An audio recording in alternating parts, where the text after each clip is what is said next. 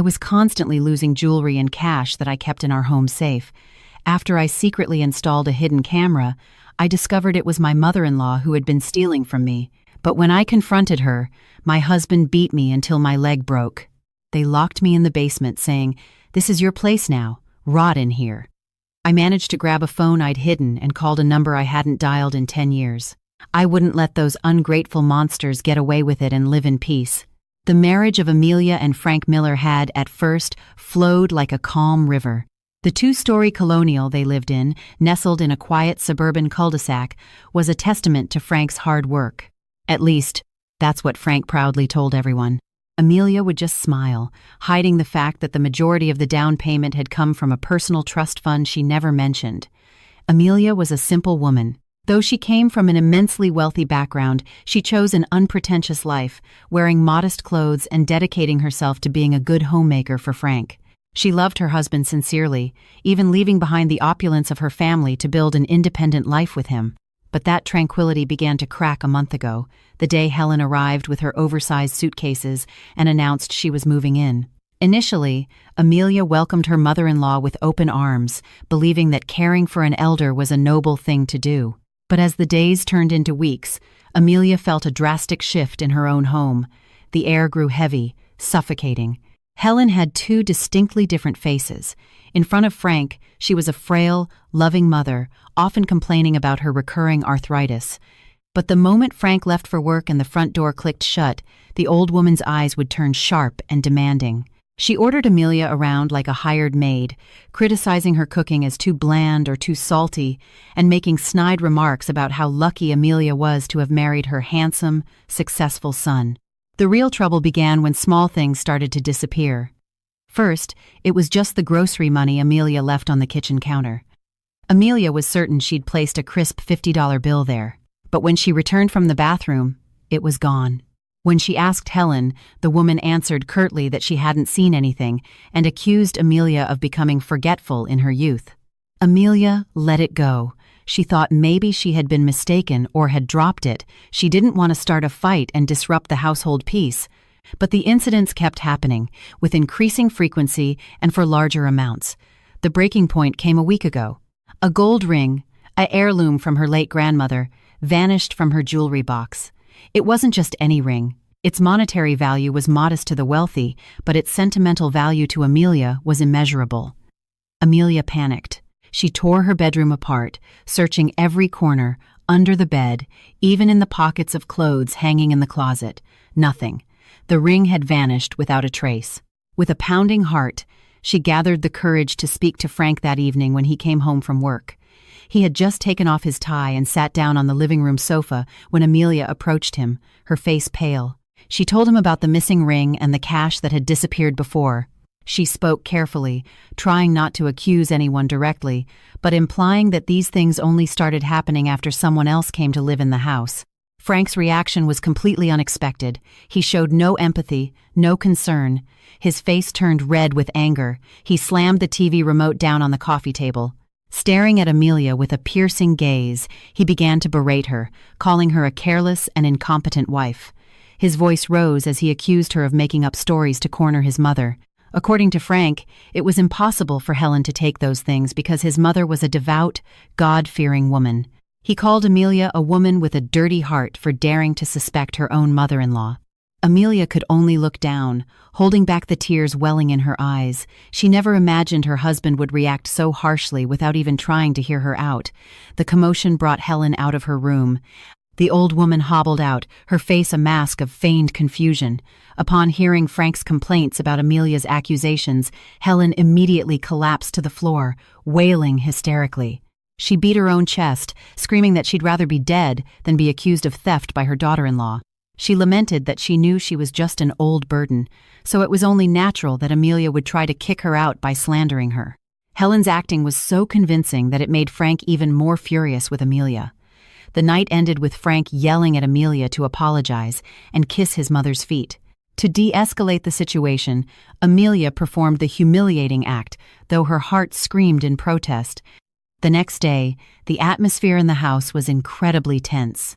Amelia chose to remain silent, doing her chores like a robot. In the afternoon, Rachel, Frank's younger sister, came to visit. Rachel was a young woman whose lifestyle far exceeded her income. She arrived with a sweet but fake-feeling smile, greeting her mother with a tight hug.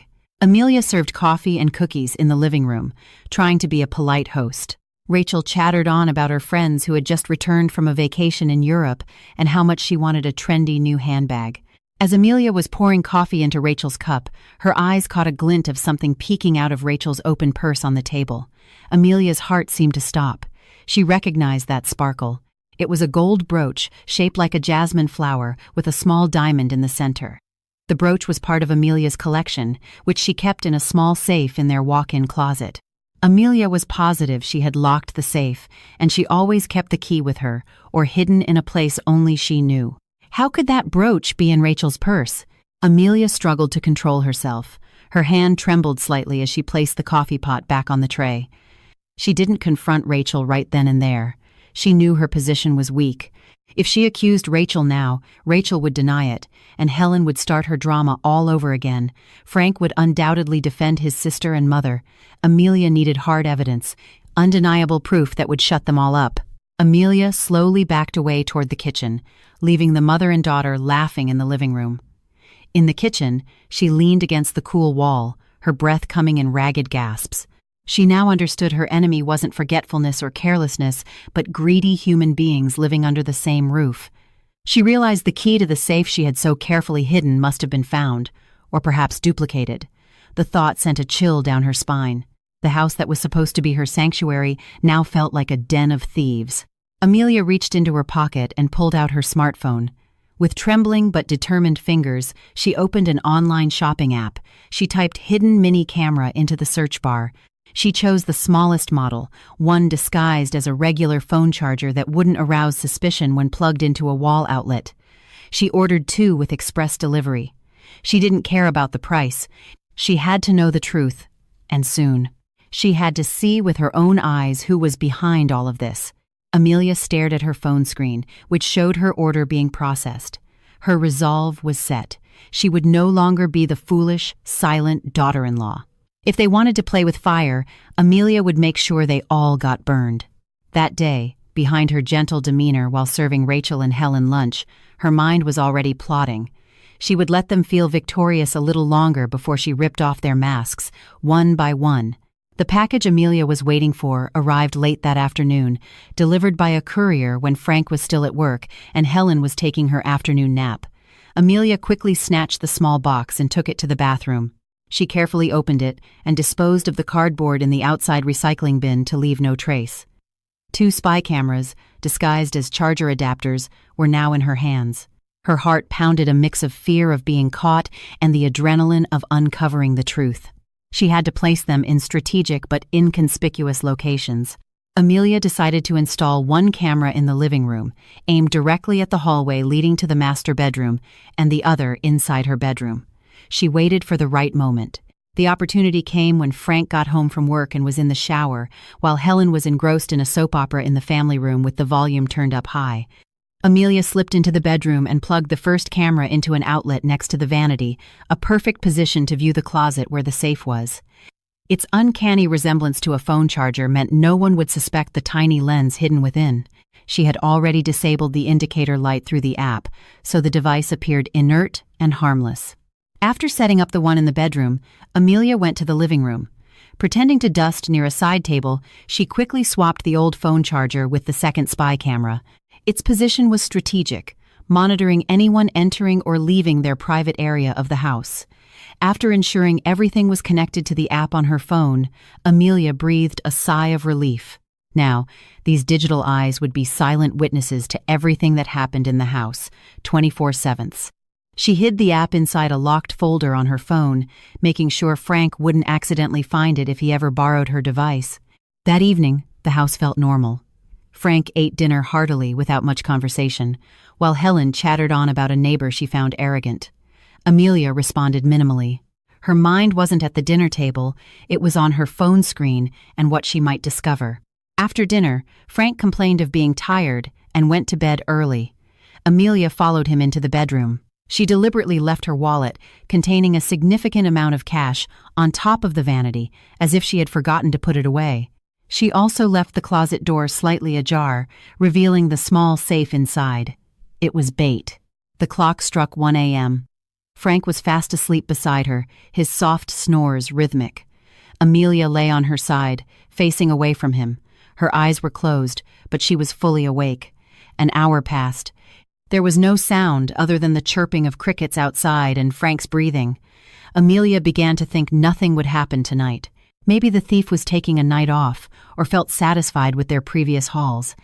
But just as sleep began to creep in, Amelia heard the bedroom door creak open with extreme slowness. She held her breath, not daring to move a muscle. She kept her eyes shut, regulating her breathing to mimic someone in a deep sleep. Footsteps approached, so light they were almost silent, like a cat stalking its prey. Amelia sensed someone near the vanity. Her heart raced so fast she was afraid the intruder would hear it. She heard a drawer open, then the faint jingle of keys. Amelia knew that sound. It was the key to the safe. In the darkness under the covers, Amelia slowly cracked her eyes open, peeking through a tiny gap. She couldn't see clearly in the dim room, lit only by a sliver of moonlight through the curtains. But she didn't need to see directly. She had the camera recording. She waited until the figure left the room. After a few minutes that felt like an eternity, the person finally slipped out, closing the door with painstaking care. Amelia waited another 5 minutes to be sure. Then, she slowly reached for her phone, which she had hidden under her pillow. With hands shaking violently, she opened the CCTV app. She rewound the footage to 10 minutes ago. Her screen displayed a crystal-clear, black and white night vision image. The bedroom door opened. Helen entered, wearing her nightgown. The old woman's face looked cold and focused, nothing like the frail, sickly woman she pretended to be. She walked purposefully towards the closet. What made Amelia's blood run cold was what happened next. Helen pulled a key from her pocket, a duplicate, made who knows when, and easily opened Amelia's safe. On the screen, Amelia watched as Helen took a stack of cash Amelia had saved for emergencies, as well as a white gold necklace. Helen held the money to her nose and inhaled deeply, a grotesque sneer on her face, before stuffing it into her pocket. Amelia felt sick watching such naked greed. But the night's shock wasn't over. The video continued to play. Just as Helen was about to close the safe, the bedroom door opened again. Frank walked in. Amelia clapped a hand over her mouth, stifling a scream. On the screen, Frank saw his mother holding the cash and jewelry in front of the open safe. He wasn't angry. He wasn't surprised. He simply grinned. He approached his mother. Through the camera's sensitive microphone, Amelia could hear their whispers clearly in the dead of night. "Get a good haul tonight, Mom?" Frank chuckled softly. "Not bad, Frankie. Your wife is a fool. She saves so much but never notices it disappearing bit by bit," Helen replied, handing Frank several $100 bills. Frank took the money and smelled it. "Good. Take it all, Mom. Besides, a wife's property is her husband's property. Amelia is too stingy. We just have to be smart about taking what's ours. She'll never know. And if she does, she won't dare stand up to you. I'll handle her if she gets whiny." Those words hit Amelia harder than any physical blow. Her husband, the man she had respected and served with all her heart, was an accomplice to the thief plundering her home. Frank didn't just let his mother steal. He enjoyed the profits and actively supported the crime. Frank had betrayed their marriage in the most despicable way. Tears of rage streamed down Amelia's cheeks. Her body shook violently, not from fear, but from a sudden, overwhelming surge of disgust and hatred. She felt like an idiot. All this time, she had been sleeping next to the enemy. She had cared for and fed the snakes that were now strangling her. Unconsciously, her hand bumped a glass of water on the nightstand. Crash! The glass fell and shattered on the hardwood floor. The sound was deafening in the silence of the night. On her phone screen, Amelia saw the recorded versions of Frank and Helen jump in surprise. But in the real world, the bedroom door was suddenly thrown open with a violent bang. The light flickered on, blinding Amelia. Standing in the doorway were Frank and Helen. Their faces were pale with shock, which quickly morphed into guarded suspicion when they saw Amelia sitting up in bed, clutching her phone. They saw the shattered glass on the floor. Then their gazes shifted to Amelia's tear-streaked face, her eyes blazing with fury. Amelia no longer looked down. She lifted her head and stared directly at her husband and mother-in-law. That night, the masks had come off, and the real war had just begun. The atmosphere in the master bedroom instantly became a silent, deadly battlefield. The scattered shards of glass reflected the harsh overhead light, creating sharp glints that matched the tension in the air. Amelia stood beside the bed, her hand gripping her phone so tightly it was her only shield. Across from her, Frank and Helen stood frozen. The shock on their faces slowly gave way to something else. There was no shame, no guilt for being caught red-handed. Instead, their expressions twisted into raw fury, as if Amelia was the one at fault for interrupting their little party and exposing the rot they had hidden so well. Amelia refused to let fear rule her anymore. She held up her phone, displaying the screen that was still playing the video of their crime. Her voice trembled with rage as she declared she knew everything. She listed their sins one by one: the missing grocery money, her grandmother's ring, and the disgusting conversation they just had in front of the safe. She demanded an explanation, an apology, and the return of everything they had taken. She thought that with such solid proof, Frank would fall to his knees and beg for forgiveness, or at least feel some remorse. But her hopes were shattered when a cynical smirk spread across her husband's face. Frank stepped forward and swatted her hand, sending the phone flying onto the bed. He laughed, a condescending sound, calling her an ungrateful wife. According to Frank, everything in this house was his as the head of the family, so he had the right to do whatever he wanted with it, including sharing it with his mother. Helen, emboldened by her son's defense, joined the attack. The old woman lunged forward and, without warning, slapped Amelia hard across the face. The sound echoed in the quiet room. Amelia's cheek stung, but the pain in her heart was far worse. Helen screamed curses at her, calling her a disloyal daughter-in-law for daring to spy on her own family with a fancy gadget. For the first time in their marriage, Amelia fought back. She shoved Helen's shoulder to get her away. She screamed that she was not a cash cow to be milked, and then kicked aside. Amelia threatened to take the recording to the police and have them both thrown in jail for theft and domestic abuse. Hearing the word police, Frank's eyes darkened. The threat awakened the demon within him. He couldn't let his reputation and freedom be destroyed by his wife's whining. His gaze darted to the corner of the room where he kept his golf bag. In a swift motion, he grabbed a heavy iron from the bag. Amelia backed away in terror as Frank approached, the club in his hand. His look was no longer that of a husband, but of a predator ready to eliminate its prey. She tried to run for the door, but Helen deftly stuck out a leg, tripping her. Amelia fell hard onto the floor. Before she could get up, Frank was standing over her. Without mercy, he swung the iron with all his might, aiming for her right leg. A sickening crack of bone echoed through the house, followed by Amelia's soul-tearing scream. An excruciating pain shot from her leg through her entire body, making her vision go white for a moment. Her leg was broken, her shin shattered by the cold steel. Amelia groaned in agony, clutching her leg, which was now bent at an unnatural angle. But the torture wasn't over. Frank grabbed a fistful of her hair, forcing her to look at his vicious face. He snarled that this was a lesson for a wife who dared to defy her husband. Helen cackled with satisfaction, watching her daughter-in-law writhe in pain.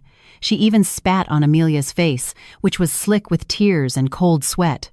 Frank then dragged Amelia's body out of the room. She tried to fight, her fingernails scratching futilely at the wooden floor, but the pain in her leg left her helpless. She was dragged through the living room like a sack of trash, toward the back of the house. They stopped at the door to the old, musty basement. It was cramped, damp, and filled with dusty, forgotten junk. Frank kicked the door open and threw her inside.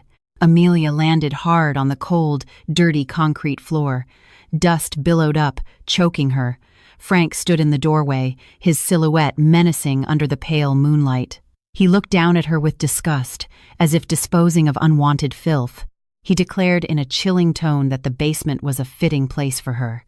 He announced that from this night on, she was no longer the lady of the house. She would be locked up until she learned how to be an obedient dog that didn't bark too much. He also informed her that all her assets, savings, and jewelry were now officially his and Helen's.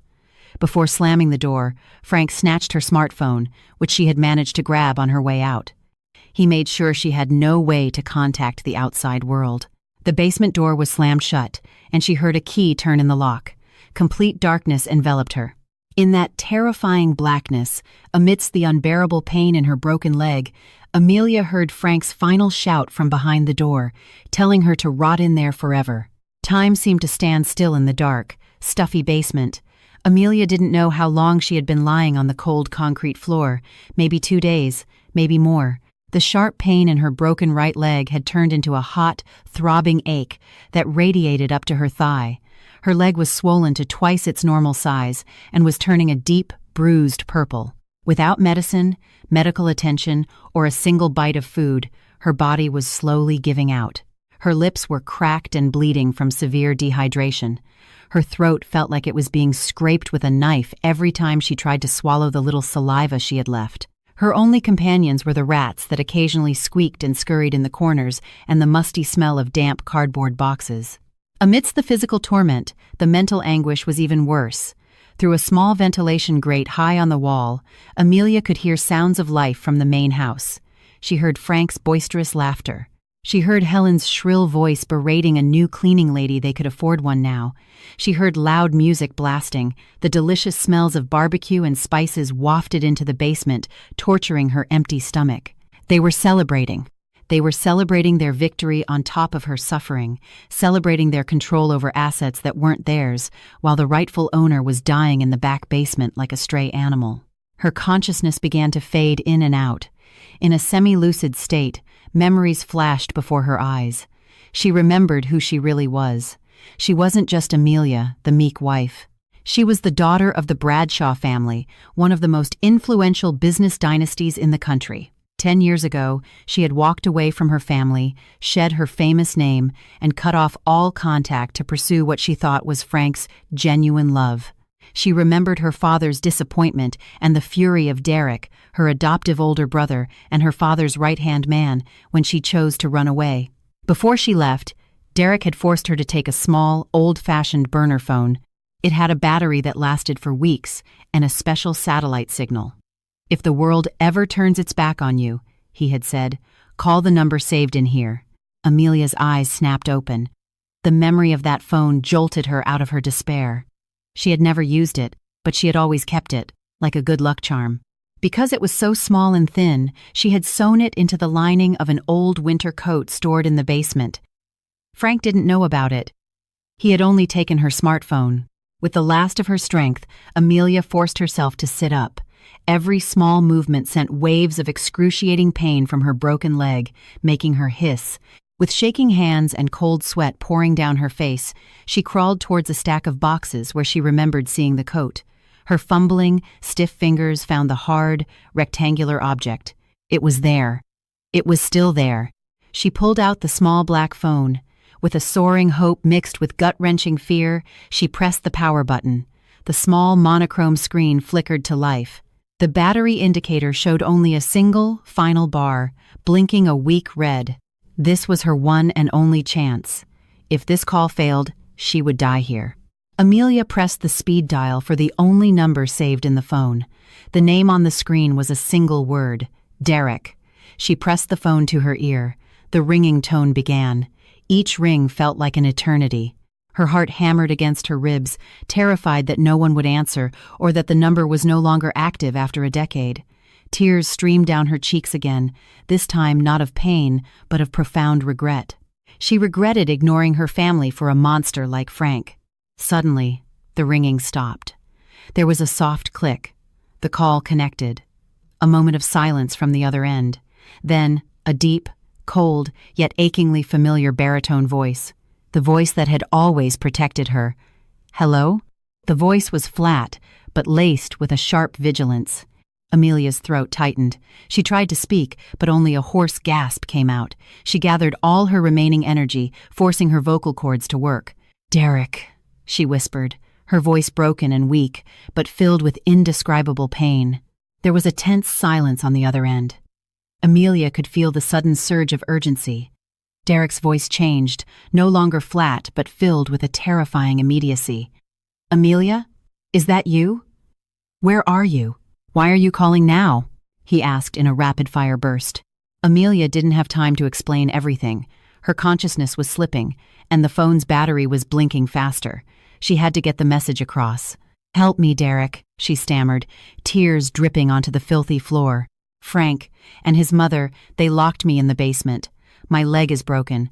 They want me to die here." She took one last, painful breath before uttering her final sentence, filled with all the venom she could muster, a sentence that would change everyone's fate. "Don't let these ungrateful bastards get away with it. Don't let them live in peace. Ruin them, Derek. Ruin them." Before Derek could reply, the screen went black. The battery was dead. Darkness consumed Amelia once more. The phone slipped from her weakened grasp. Her body collapsed back onto the floor. But this time, a faint smile touched her lips before she lost consciousness. She knew the message had been delivered. She knew the sleeping lion had been awakened. Help was coming. And when it did, hell would move from this basement into the main house. Hours after the call disconnected, Amelia lay unconscious on the cold basement floor. Outside, Frank and Helen slept soundly, dreaming of their newfound wealth, oblivious to the fact that elite predators were now closing in on their suburban home. 3 hours after Amelia's call, the atmosphere around the house shifted. A black, unmarked van stopped at the far end of the street. 6 figures dressed in black tactical gear emerged, moving with the silent efficiency of a special operations unit. They weren't police. They were an elite, private security team under the direct command of Derek Bradshaw.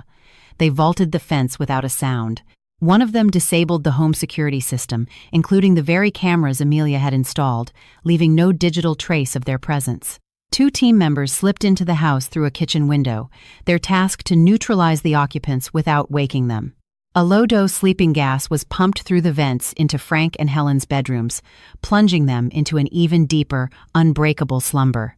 Meanwhile, Derek himself led the team to the basement door. The powerfully built man stared at the padlock, his hands clenched into white-knuckled fists. He didn't wait for his men to pick the lock. With a single, sharp snap from a pair of hydraulic bolt cutters, the chain broke. The door swung open. Tactical flashlights cut through the darkness, and what Derek saw made his blood boil. There, crumpled in a corner amidst dusty boxes and cobwebs, was the woman he knew as his vibrant, graceful sister. Now, she was emaciated, her face deathly pale, her leg grotesquely swollen and bent at an impossible angle. Derek knelt beside her, gently covering her frail body with his own jacket. His hands, usually steady holding a weapon, trembled as he touched her cheek. Amelia's eyes fluttered open. She recognized the familiar, masculine scent of his cologne. Her lips moved, silently forming his name. Without a word, Derek lifted her as carefully as if she were made of fractured glass. An accompanying field medic immediately administered an IV and a high dose of painkillers. Amelia was safe, but Derek's mission was far from over. He glanced back at the basement, the place where his sister was tortured. He wanted to kill Frank right then, but Amelia had asked for a retribution more painful than a simple death. He would let them think they had won before dragging them down to the lowest circle of hell. Following the plan, Derek's team set the stage. They placed a medical mannequin, made of a material that would mimic human tissue when burned, where Amelia had been lying, dressed in a scrap of her clothing. After Amelia was secured in a medical van, a team member doused the basement with a special, odorless accelerant. Derek lit a lighter, stared at the small flame with cold fury, and tossed it onto a pile of cardboard. The fire erupted, greedily consuming the contents of the basement. The team vanished into the night as quickly as they had arrived, leaving behind a growing inferno that would be the start of Frank's nightmare. By dawn, the fire had engulfed the entire back section of the house. Neighbors awoke to the smell of smoke and the terrifying glow against the morning sky. Sirens wailed, breaking the suburban quiet. Frank and Helen were jolted awake, choking on the smoke that had begun to seep into the main house. They ran outside in a genuine panic, terrified the fire would spread to their precious home. As firefighters battled the blaze, Frank stood frozen, staring at the charred remains of the basement. He knew Amelia was in there. If the basement was gone, she was gone too. A fire chief approached him with a somber expression. He delivered the news Frank was both anticipating and dreading. They had found what was left of a body, burned beyond recognition, but presumed to be a victim trapped in the fire. At that, Helen began to scream, not out of grief for Amelia, but as the opening act of her greatest performance yet. In front of the gathering neighbors, she wailed Amelia's name, crying about how devastated she was to lose her beloved daughter-in-law. Frank played his part too, falling to his knees and burying his face in his hands, his shoulders shaking with fake sobs. But behind his palms, a small, triumphant smile played on his lips. His problem was gone. His annoying wife had vanished. And now, all her assets, the house, and her savings would fall into his hands, uncontested.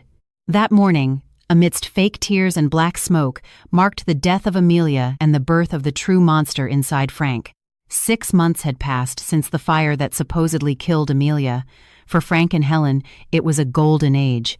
Amelia's life insurance policy, which, for some reason, paid out remarkably fast and for a sum far larger than Frank had anticipated, had drastically changed their lifestyle.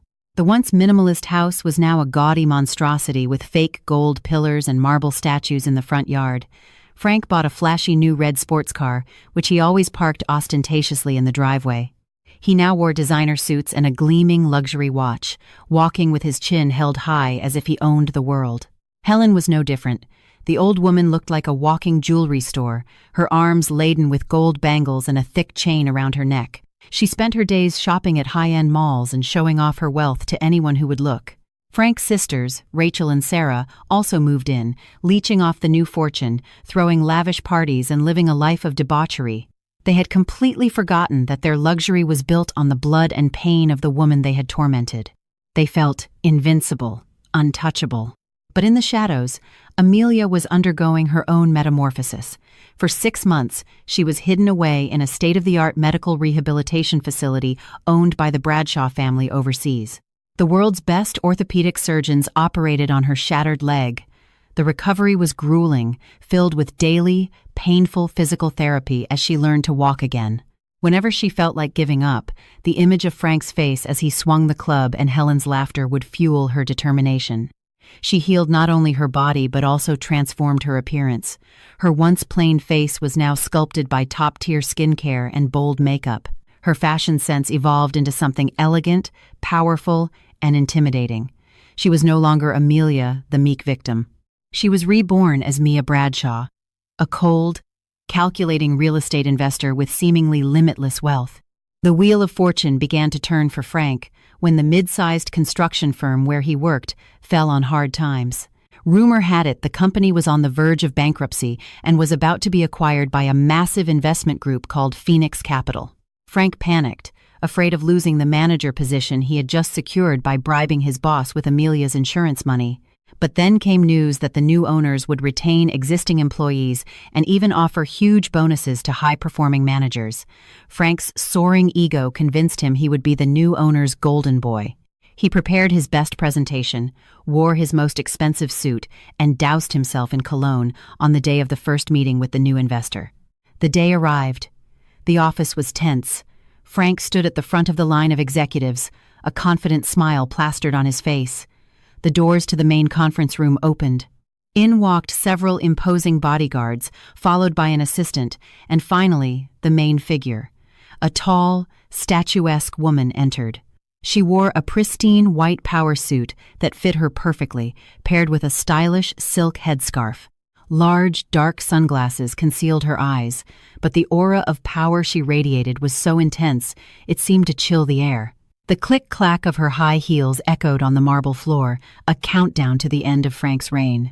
The woman sat at the head of the long table. Frank, seated directly across from her, felt a strange sense of familiarity, but his mind refused to connect the dots. The woman's assistant introduced the new head of Phoenix Capital as Miss Mia Bradshaw, a young billionaire recently returned from Europe. A shiver went down Frank's spine at the name. Mia, so close to Amelia. Impossible, he thought. Amelia is Ash. Mr. Miller. The woman's voice cut through his thoughts. It was clear, commanding, and as cold as ice. This was not Amelia's soft, timid voice. I hear you're the most ambitious manager here. I've read your division's financial reports. Very interesting. Frank swallowed hard, sweat beading on his forehead. Thank you, Miss Bradshaw. I always give my best for the company. Slowly, the woman lifted a hand and removed her sunglasses. She stared directly into Frank's eyes. In that instant, Frank's world imploded. That face, those eyes, that nose, they all belonged to Amelia. But there was no warmth there. Her gaze was empty, dark, and as sharp as a scalpel poised to flay him alive. Frank staggered back, his legs so weak he nearly fell out of his chair. Amelia? He stammered, his voice choked, his face ashen. The woman didn't blink. A chillingly faint smile touched her red lips. Amelia? She asked, her tone laced with a delicate mockery. I'm afraid you're mistaken, Mr. Miller. My name is Mia Bradshaw. I heard your wife passed away in a tragic fire 6 months ago. Faulty wiring, wasn't it? Or so the police report says. Her words were deliberate, heavy with unspoken meaning. Frank trembled, his mind racing. Logic told him Amelia was dead, but his gut screamed that the woman before him was a nightmare resurrected from the grave. Now, Mr. Miller, Mia continued, opening a thick file and ignoring his shock. As of today, your career is in my hands. We have a lot of work to do. I trust your legs are strong enough to keep up with my targets, unlike your poor, late wife's. That final line hit Frank like a physical blow. It wasn't a coincidence. This woman knew about Amelia's leg. Frank stared in horror as Mia put her sunglasses back on and signaled for the meeting to begin. He wasn't facing a ghost. He was facing something far more terrifying. The game of revenge had just begun. Frank's life, once a Cloud9 fantasy, quickly devolved into a living hell. The office, his former kingdom, became a torture chamber. Mia didn't fire him. She did something crueler. She buried him under an impossible workload, forcing him to manually audit years of old project files under the guise of testing his integrity. He worked past midnight every day, his eyes ringed with dark circles, his body wasting away from stress. Whenever he protested, Mia would fix him with a cold stare that silenced him. She'd make cutting, ambiguous remarks that struck at the heart of his dark secret. One afternoon, she commented, "Working until your bones ache is still better than being locked in a dark room with no food. Wouldn't you agree, Mr. Miller?" The words sent a cold dread through him. He was trapped, haunted by the paranoia that she knew everything. Meanwhile, at their garish home, Helen's life also began to unravel. A strange terror crept into the house. She constantly felt watched. Things would disappear, but only the items stolen from Amelia. The diamond ring she'd taken vanished from her drawer, replaced by a rotting dead rat. The peak of her terror came one stormy night. As she slept, wearing Amelia's favorite emerald necklace, she awoke to a cold, slick feeling around her neck. Thinking it was the chain, she reached up, only to touch not metal, but moving, scaled skin. She flicked on the lamp to see a small snake coiled around her neck. Her scream was blood-curdling. When her daughters rushed in, the snake was gone, and only the emerald necklace lay on the floor. From that night on, Helen was a wreck, paranoid and terrified of the dark. The final straw came 2 days later. Staring into her bathroom mirror, she saw words scrawled across the glass in what looked like dripping blood. "Enjoying a dead woman's fortune, are we?" Her heart seized. The image of Amelia's crying face as she was dragged to the basement flooded her mind. Guilt, long buried, rose up and choked her. She collapsed, unconscious. At the hospital, doctors diagnosed a stress-induced heart attack. When she awoke, she raved about Amelia's ghost coming for revenge, begging Frank to move and get rid of everything that belonged to her. But Frank, blinded by greed, dismissed her as delusional. He didn't realize the web Mia and Derek had woven was tightening around their necks. A week after Helen was discharged, a lavish invitation arrived at Frank's desk. It was for the annual Phoenix Capital Charity Gala, addressed to Mr. Frank Miller and family. Frank saw it as a sign that Mia was finally warming up to him, a chance to show off. He forced the still traumatized Helen to attend, along with Rachel and Sarah. They rented designer gowns and a new tuxedo, determined to look the part of a high society family. The night of the gala, the hotel ballroom was dripping with luxury. The Miller family swaggered in, oblivious to the strange whispers that followed them. The event began. As Mia took the stage, stunning in a blood-red gown, she smiled mysteriously, her eyes locking onto their table. "Good evening," her amplified voice filled the room. "Tonight, I want to show you the foundation of this company. A foundation built on honesty and justice. But first, let's watch a true story of betrayal that happened right in our community." Frank frowned. The giant screens behind the stage lit up, not with corporate charts, but with grainy, black and white footage. It was the security camera recording from their bedroom. The date and timestamp were clearly visible. The entire ballroom watched in stunned silence as Helen crept into the room, opened the safe, and pocketed the cash. Then the video showed Frank entering, laughing with his mother, and taking his share. Their incriminating conversation boomed through the speakers. Frank's face drained of all color. But the nightmare wasn't over. The footage cut to the most brutal scene. Frank, his face contorted with rage, swinging the golf club. The sickening crack of bone and Amelia's agonized scream filled the magnificent hall. A collective gasp went through the crowd. Mia pointed from the stage. "That is the true face of the manager you've all been working with. A son who conspires with his mother to rob his wife, and a husband who breaks her bones for money." Panic seized Frank. "It's a lie! It's fake!" he screamed, shoving his chair back and making a desperate run for the exit. But his escape was futile. Derek Bradshaw stood near the door, a cold, impassive statue. As Frank scrambled past, Derek casually stuck out his leg. Frank went flying, crashing face first onto the marble floor. Before he could move, Derek's polished leather shoe pinned his hand to the ground.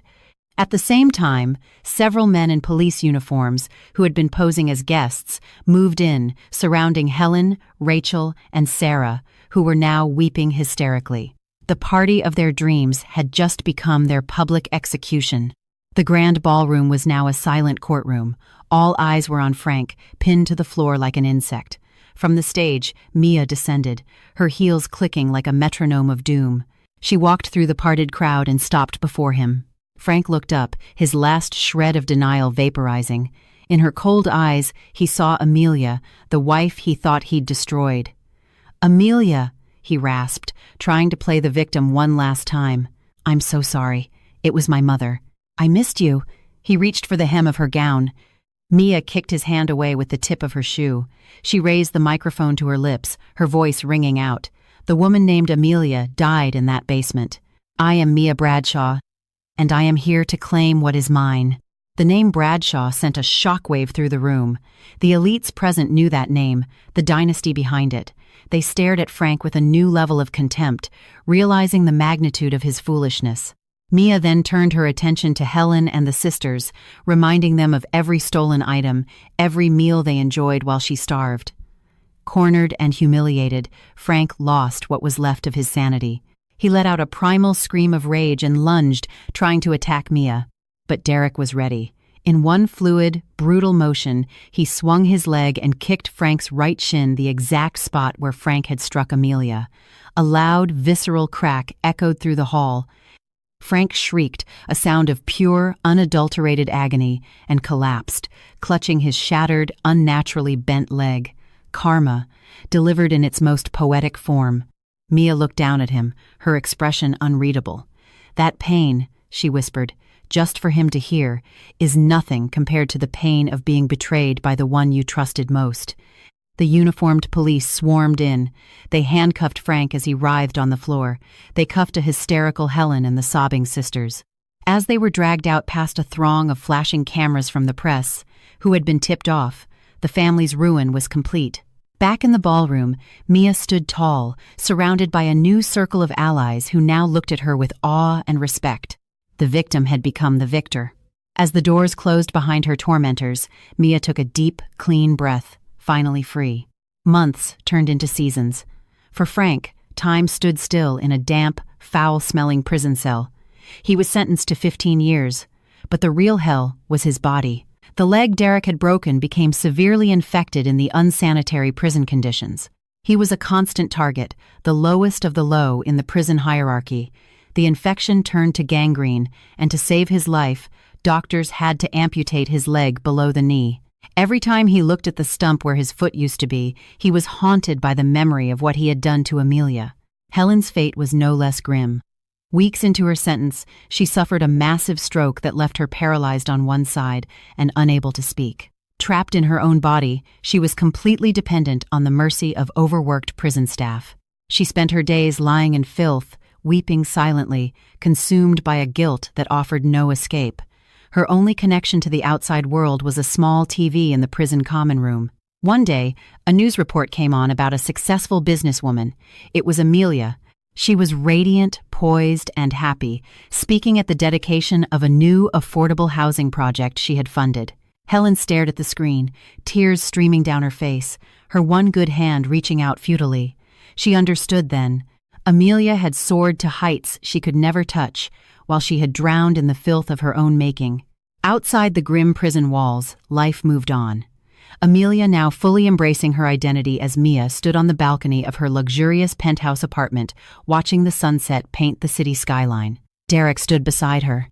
They had just come from a symbolic funeral where Mia burned the last remnants of her old life. "Are you satisfied?" Derek asked softly. Mia took a sip of her tea. "It's not about satisfaction from their suffering," she said, her voice calm and strong. "It's the satisfaction of justice. The satisfaction of taking back my life. Now, I can finally sleep without nightmares." She smiled, a genuine, liberating smile. "Thank you, Derek, for waking me from that long, painful dream. Now I want to focus on building, on helping other women so they never have to suffer what I did." The story closes on two simultaneous scenes. In a dark cell, a paralyzed Helen stares at a tiny sliver of sky through a barred window, the faint sound of her son's agonized groans drifting from another cell block, a symphony of eternal regret. And in a bright, beautiful penthouse high above the city, Mia steps back inside from the balcony, sliding the glass door shut, leaving the darkness of her past outside as she walks toward a future full of light, hope, and peace. The nest of snakes had been destroyed, and the queen had reclaimed her throne.